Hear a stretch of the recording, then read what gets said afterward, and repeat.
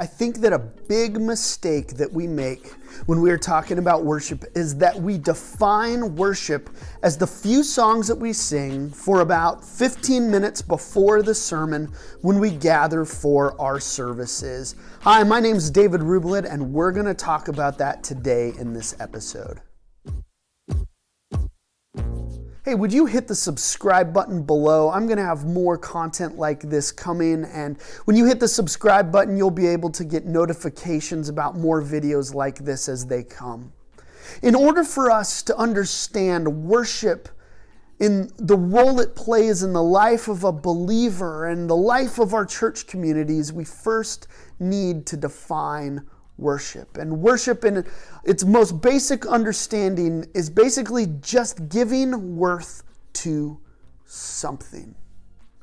And so it's not just singing a couple songs that are distant from a sermon when we gather. No, it's anything we do that gives worth to something. I love Matthew 2. The first time that we see the word worship used in the New Testament is in Matthew 2. And it's when the wise men see Jesus, it says that they bowed down and they worshiped him.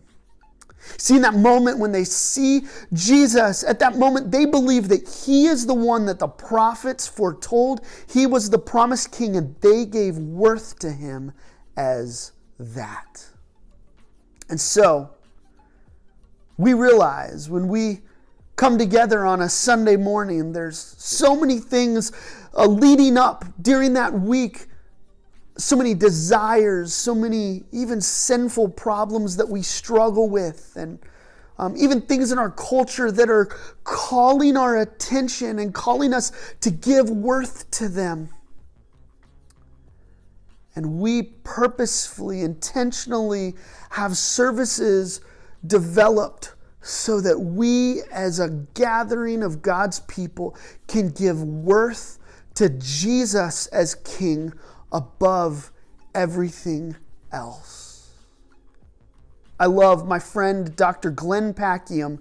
He talks about when believers gather in a worship gathering, there's three things that happen. The first is expression. We sing together and we clap together and we even listen to the sermon under the authority of God as we give worth to him. And our heart bubbles up and expresses in different ways when we gather. And the second one, churches here in America, especially evangelical churches, are really good at, and that is mission. You see, we realize that when we gather, not everybody in the room believes the same thing. As a matter of fact, not everybody in the room is quite convinced all the time that Jesus is Lord. And so when we worship and when we speak in the language we use, we speak in a way and we worship in a way that is aware that not everybody there is convinced. And so we use terms that invite people wherever they are in their journey to respond. And maybe that's for the first time, maybe even just considering that Jesus is Lord. And then third, and this is one that I believe that churches oftentimes forget, and even worship leaders and pastors in their role forget, because sometimes they're so focused on the mission and reaching people in the room that don't know Jesus, that when we gather, third, there is formation happening. When we gather, we are being formed as God's people. Our minds are being transformed. Our hearts are being shaped. I love in Exodus 7, God is talking to Moses and Aaron, and he says, "Go before Pharaoh and say, 'Let my people go so that they could learn to worship me in the wilderness.'" So God is saying, hey, I want to pull them out of Egypt, out of a land where there's these idols and these other belief systems and these things that are in conflict with who I am. And I want to pull them out of a land where they are slaves and they're dehumanized. And I want to teach them as they worship me as God. I want to teach them who they are. I want them to be fully human, and I want them to fully be my people. And we could be reminded of this formational thing that happens when we worship. Even this Sunday, be mindful of it.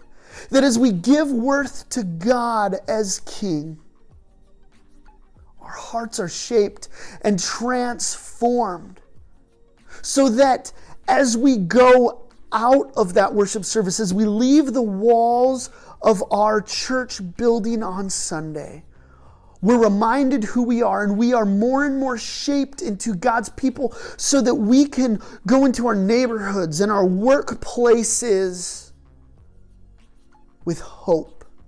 We can go into our neighborhoods and workplaces as kingdom people. We can go into our neighborhoods and workplaces as people whose worship and whose habits are formed differently. And we could be people who bring the gospel and the good news of Jesus Christ, the Lord and the King, into our world. Hey, again, thanks so much for checking out this video. If you would hit the subscribe button, and I will have more content like this coming out.